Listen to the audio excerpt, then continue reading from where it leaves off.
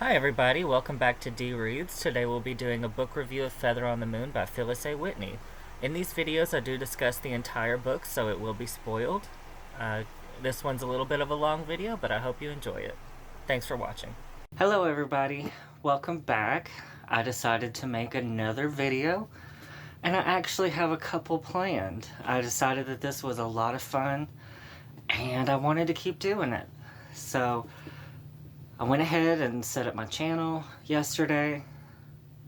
I made some thumbnails, got everything situated, so maybe I can start making this a regular thing. So today's video, Feather on the Moon by Phyllis Whitney. So this one I also read in one sitting.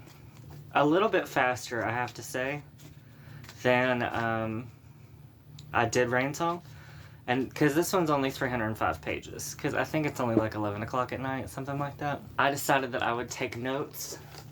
Please don't look at how horrible my writing is. I was like reading and scribbling, but I wanted to make sure that it wasn't as insane as my last one was. Feather on the Moon. Feather on the Moon starts with this woman named Jennifer Blake. Now, Jennifer Blake is from Connecticut, possibly. And Jennifer Blake is the mother of a little girl named Debbie. Now, Debbie is 3 years old, and Debbie's dad is dead.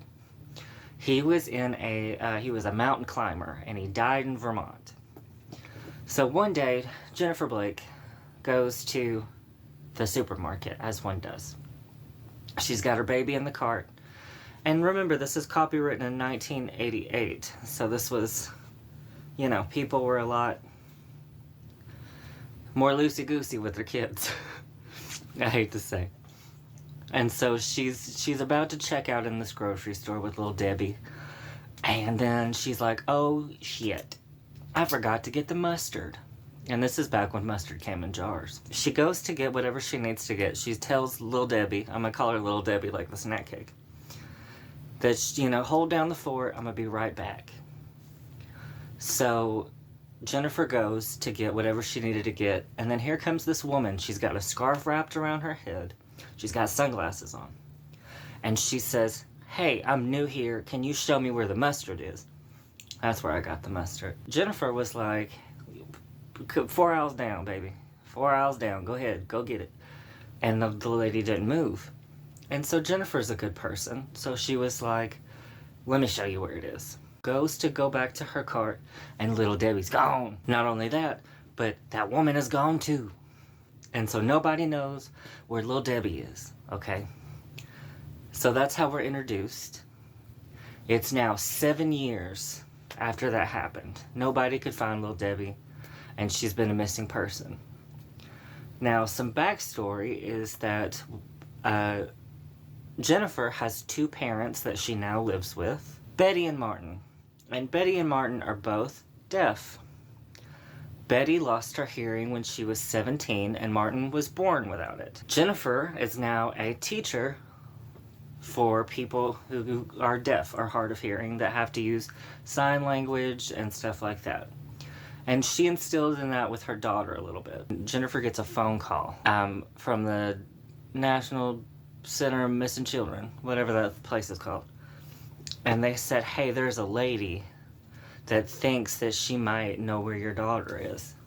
And she's in Victoria, British Columbia. And so Jennifer was like, I mean, I'll try it.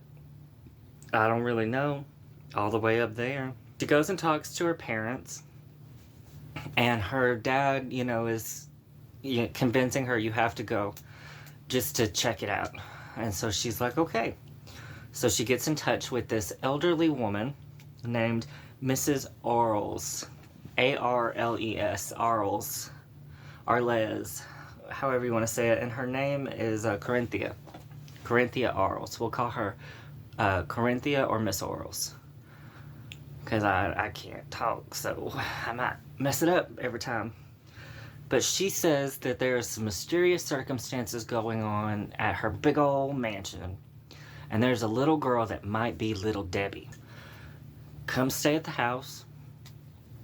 Take a look at little Debbie. Give it a couple days and see if that's your daughter. But I don't want it to be your daughter. But there's some mysterious circumstances, and so this might be, let's give it a shot. She goes. She meets Mrs. Arles. There's a chauffeur named Kirk. There is a kind of like a waiter guy who runs the place. His name is Mr. Dillow. Dillow. I don't know why I'm spelling all this for y'all. Sorry about that. There is a nurse/maid named Crampton. There's a doctor named Mr. Radburn. Joel Radburn. And then she meets with the old lady. And the old lady says, there is a couple staying with me, and I believe that their daughter is little Debbie. Jennifer's like, what have you brought me into? And she says, there's the Corwins. There's Peony, the lady, and then Farley Cohen. And then they have a daughter named Alice. Now, Farley is a magician, and Peony is his assistant.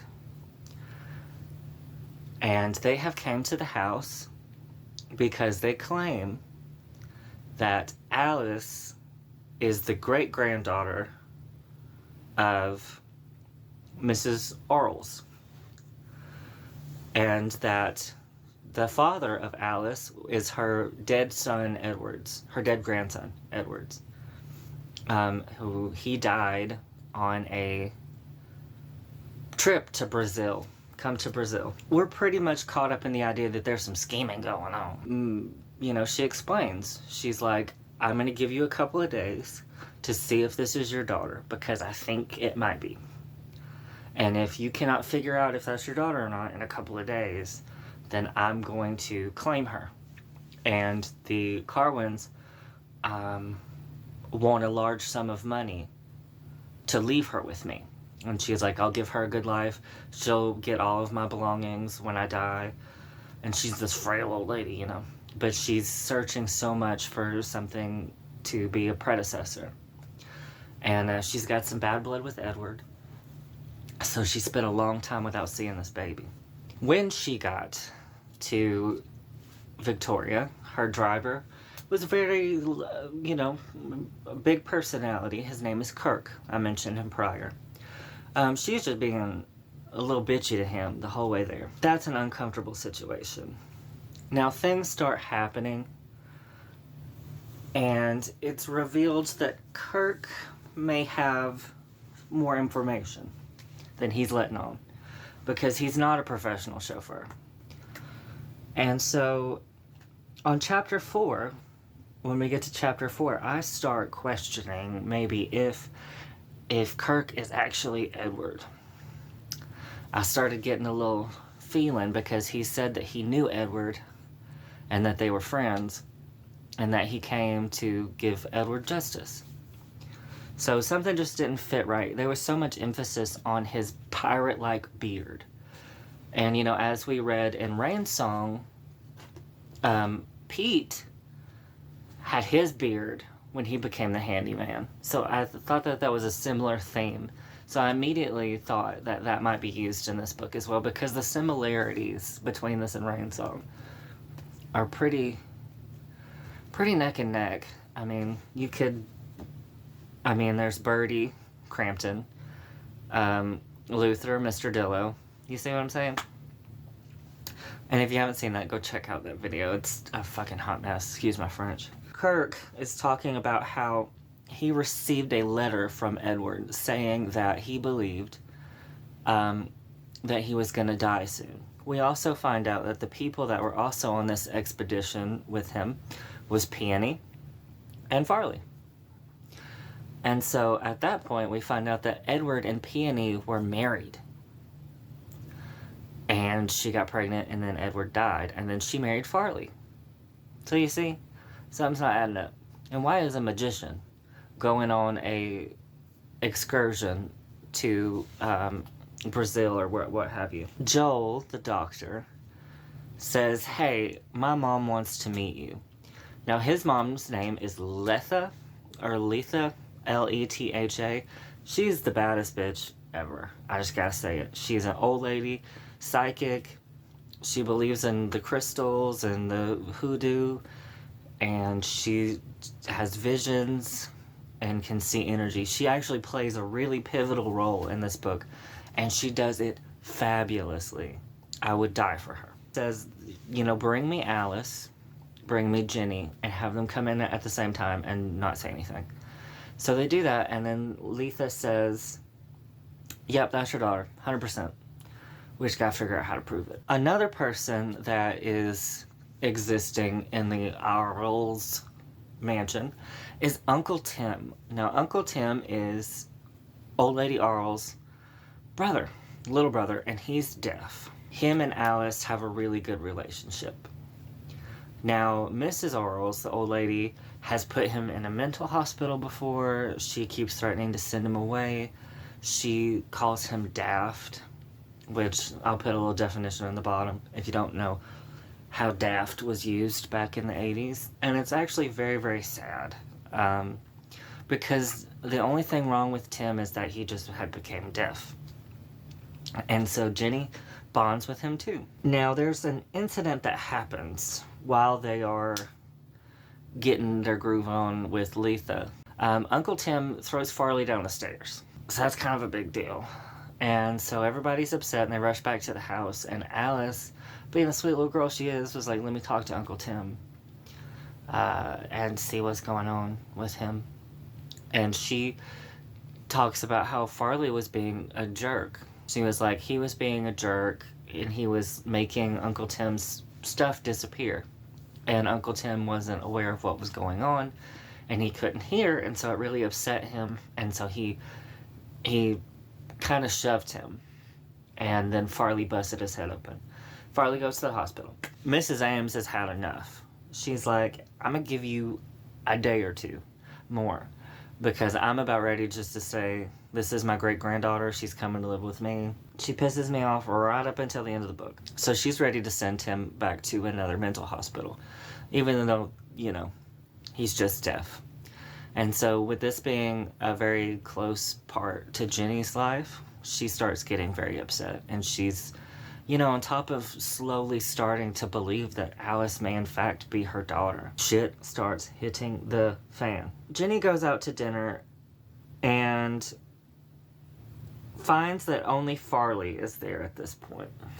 And so she's thinking that she's going to be sneaky and she's going to be, trying to hint her way at trying to figure out if he'll admit to kidnapping her daughter. And so she goes down and she tries to bring it up in conversation, and then Farley just outright says, Mrs. Arms told us everything. And, you're crazy. This is definitely Edward's daughter. So you're crazy. Farley's a bad dude. He's abusive and is very gaslighty and not a good guy whatsoever. And then I made the note that Mrs. Arles, I just put Mrs. Arles bitch with 5 exclamation points in capital letters. Because why would you do that? She goes to bed, Jenny goes to bed, and she is woken from her sleep by this whistling sound. So, if it was me, I would be like, okay, maybe cut back on the beans before dinner. And maybe you wouldn't whistle so much while you're sleeping, if you know what I mean. But she hears it and she walks around, and then there's this thing and she moves it, and it's a telephone thing, one of them old tube phones. And somebody's talking to her. Oh, I forgot to mention, she also had a fake name, just like in Rain Song. And so her name was Jenny Thorne. And so nobody knew that her real last name was Blake. Everybody knew why she was there except for the Corwins. And so this voice whispers and says, listen to me, Jennifer Blake. Your child died a long time ago. You know the truth. Accept it and go away while you still can. Then it spoke again. Jenny, you are awake and you hear me. Your daughter is dead. Alice is not your child. Go away before something terrible happens. So now, as a reader, I'm like, who could this be? And you start going down the list of who all it could be. It doesn't really say if you could tell if it's a man or a woman's voice, so you're just left to wonder, but I was thinking Farley, because Farley's a little gaslighter. But anyway, Jenny runs out to her room and she sees Crampton, the maid, sitting in the chair, asleep, but watching her room. And come to find out, Crampton knows everything. And she is so invested in the truth, and she's so dedicated to Mrs. Arles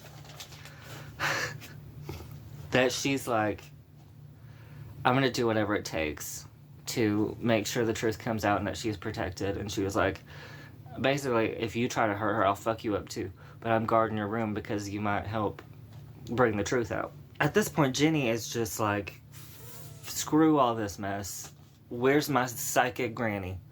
And so she's like, hey, Letha, remember how you offered to try to do like a memory flashback ritual for Alice to see if she remembers anything from her childhood? She's like, I'm ready. Let's go. And so Letha, even though Mrs. Arles is so dead set, she's being so awful to Jenny, she wants Jenny to leave, she's made her decision. Letha is a badass.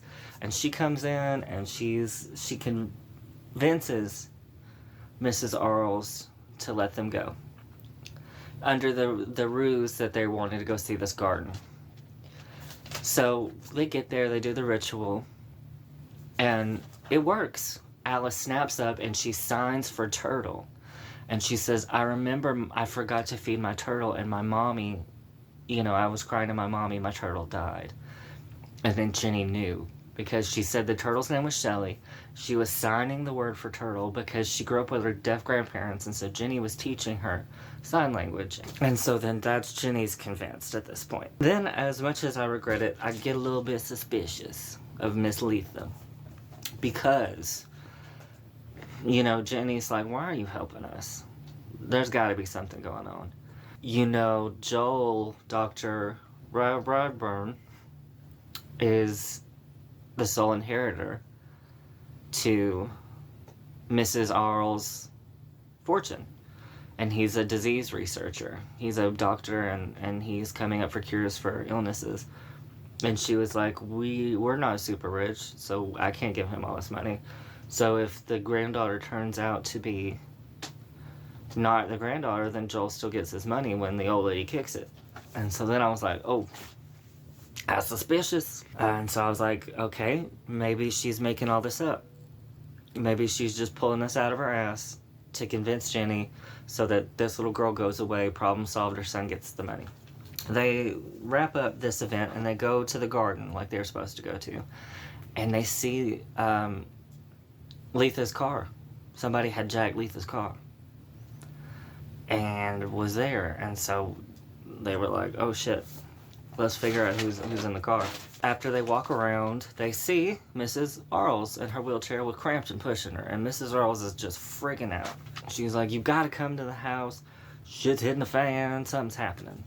So Jenny takes Alice away so that she can talk to Letha, Mrs. Arles can talk to Letha, which they hate each other, which was surprising. Then Mrs. Arles has another stroke. We don't know what she said to Letha yet. So we don't know what happened, what she told Letha. We get her back home, get her into bed, and then Peony goes missing. So Farley's looking for Peony, we can't find her. We find out that Peony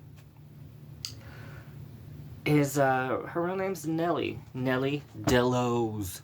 Mr. Delos' daughter. We're all like I'm in the book. What's going on? What the hell is going on? So Jenny's running around trying to find Peony. And then she's like, well, let me find Kirk. So she goes into Kirk's house and his little shed. And Peony's in there ripping up a journal that must have belonged to Edward.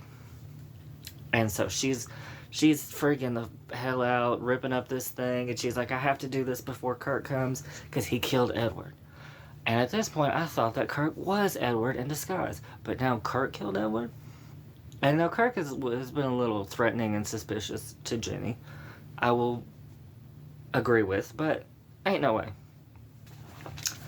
So then Kirk comes in, and he's like, hey, ladies, didn't expect to see y'all here. And Peony runs scared for her life, and Jenny's like, hey, did you kill Edward? And he's like, do you think I killed Edward?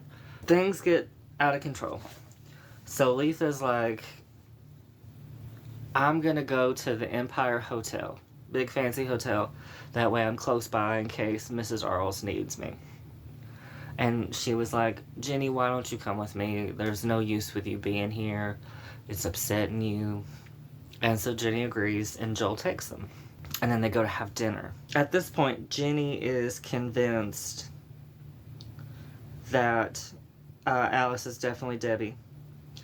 Then they hatch a plan that they gotta get Peony to confess. They've gotta get her alone and convince her to tell the truth without Farley being there. Because clearly Farley's the brain, and Peony / Nellie is she's just, she's been gaslit, and she's just mentally, she truly believes that Alice is her child. And she, she's in an abusive relationship, so Stockholm Syndrome out the ass, is my opinion. Joel and Jenny go to have dinner, and then Joel's a huge dick. Very rude, says some unnice things about Jenny. Jenny's like, oh, I wish Alice was here, to have this lovely dinner with us. And then who's to show up but Kirk, Uncle Tim, and Alice. And so they're over at their table, and Kirk is writing messages to Uncle Tim because nobody can sign. And Uncle Tim can't even sign because he was treated as a daft person. So then Jenny is like, Joel is like, focus on this table. Don't worry about them. She's like, but he's upsetting Tim. Jenny at this point loves Tim and Alice. And so then Joel's like, well, let's just leave. But then Alice comes over, and she's like, can I get one of your little cakes? Because they were having high tea. And so Jenny was like, here, Alice, go ahead. And then Kirk comes over to get Alice, and he looks at Joel, and he says, Joel Radburn. And then Joel looks like he has seen a ghost.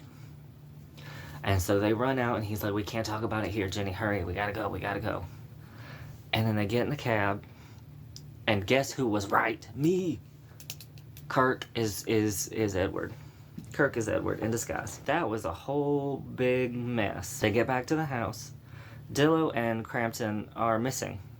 And so they left Mrs. Arles by herself after she just had a stroke. And so Jenny's sitting with Mrs. Arles. We find out that Peony and Farley went out to dinner. Uncle Tim comes down and wants to sit with his sister, even though she's a bitch to him. And she sees a totem in the floor. The one that Uncle Tim had carved for his sister. And then she's like, something's going on. She opens her balcony doors and looks down. It's Crampton. She's dead. Crampton's dead. Crampton is dead on the ground. Dead on the ground. Then I suspected Joel was the killer, because Joel had left Jenny to go look for somebody before Jenny found Crampton dead. Things pass. They rule it as an accident. They don't believe that anybody killed her, but obviously somebody did. Mrs. Arles is in and out of consciousness. She's very upset. She says that Crampton was telling her some stuff, and she's a liar, and Jenny's a liar, and she wants her to go away. And then finally, Edward / Kirk is like, hey, Jenny, we need to go to dinner so we can kind of talk about all this. They get all dressed up, and they go out to dinner, just the two of them. Pretty much everything's out in the open at this point. Everybody knows who everybody is, except for Mrs. Arles, who's in and out of consciousness. So we find out Kirk wants to hit it. They, just talk about everything, and Jenny kind of feels the same way, but they don't want to get into it because he's, like, being all moody, and she's like, he had just had an interview at this museum for a good job, and Jenny's like, why are you going to go to jail? Why are you going to throw it away by killing Farley just because he tried to kill you? She gets home, and on the tube phone, again, was whispering. And it says, go away, Jenny. go away while there is still time. And she found out earlier that that tube phone, the base of it, is in the maid's quarters, butler's quarters, little shack in the maid's place. So she runs down and there's Peony. And they get into it. And she's deranged. Like, she truly believes Alice is her daughter. And so at that point, Jenny's like, okay, I'm going to call Letha. And we're going to snap Peony into reality. Along this time, we find out that Crampton had found evidence that Alice was, in fact, definitely not the Corwins, Peony or Farley's, or Edwards, for that matter. But they could not find the evidence. The person who had killed Crampton took the evidence. So they managed to get Peony to agree to go to Letha's, and she hypnotizes her. And she admits that she definitely kidnapped Alice, and that Alice is in fact Debbie. Which is good, but then she immediately snaps out of it again and refuses and gets uncomfortable and runs back to the car. Before this happens, Mrs. Arles told Alice the truth. She was like, hey, that's not your mama. My grandson's not your daddy. I'm not your grandma. Mr. Dillo is not your grandpa. That's Jenny. She's your mama. You was kidnapped. I mean, it just tells everything. I'm like, damn, lady. But I liked that she had a redemption arc. And so, apparently there's an emergency at the house after the hypnotizing thing goes good. And so everybody goes to the house. And Farley's doing a magic act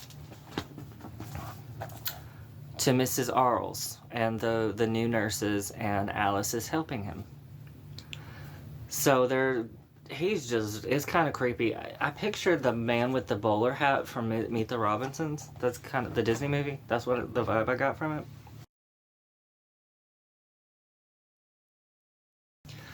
Anyway, he's being spooky as shit, and Mrs. Arles is sitting there like, this mother, she's mad as hell, but, she just had another stroke.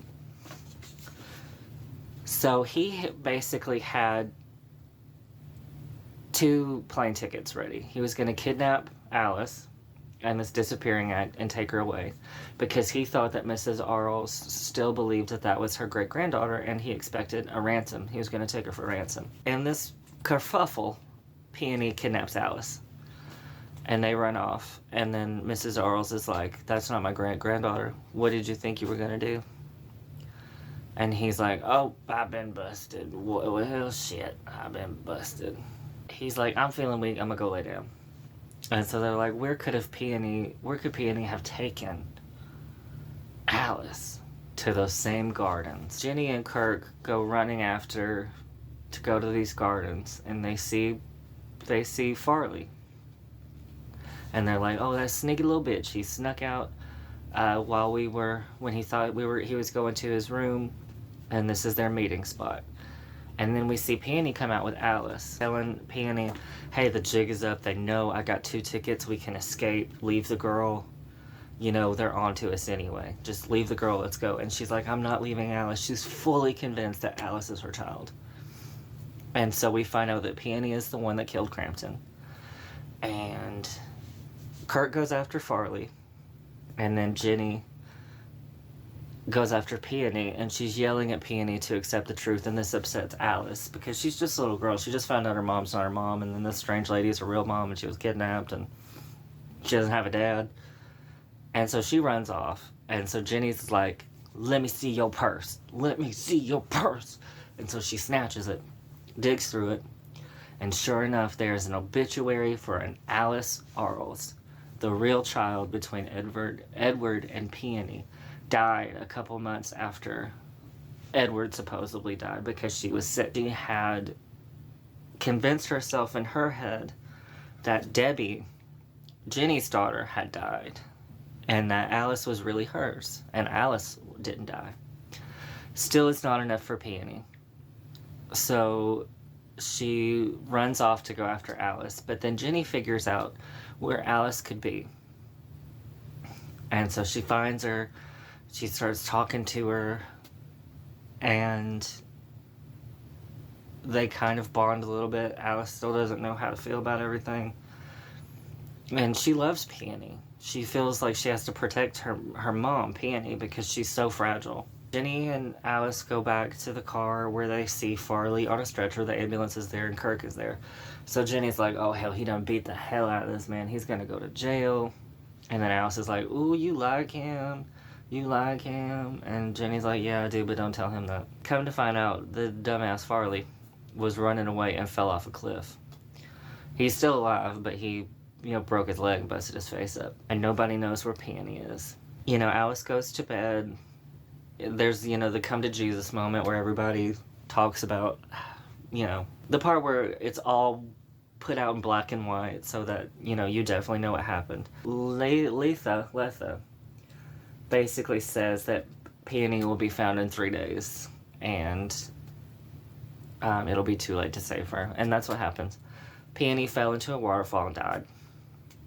And so Farley did not get charged for murder because Peony's the one who did it, but he did get charged for kidnapping.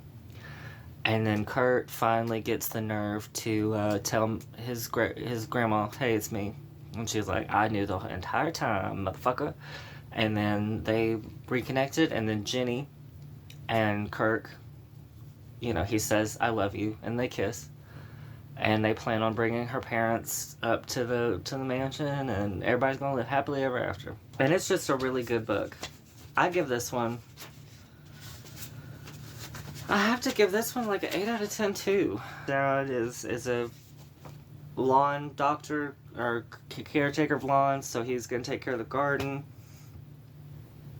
And then her mom's gonna help with Uncle Tim, because they both lost their hearing at a later time. And even though that she's not actually Edward's daughter, she kind of is now. Because him and Jenny are together, and then Mrs. Arnold gets her great-granddaughter after all. So it really is a good book. It can get a little convoluted at points. But all in all, it was a really good book. Very happy. And I enjoyed it. I mean, I took a lot of notes because I wanted it to be more coherent. I think maybe, I'm still getting the feel of how to do these video things. Like, I'm filming on my phone now, so I'm at a weird angle. And it's like on a stool and a poster board and stuff. But for future reference, write where you can read it. So that you are not just saying, and trying to read your own writing. And also, take more coherent notes. But that is all for today, everybody. Thank you so much for watching my video. I hope you liked it. Stay tuned, because the next book will be Glass Flame by Phyllis Whitney. And that will be coming soon. Thank you for watching. And hopefully the next video will be a little bit better. Bye.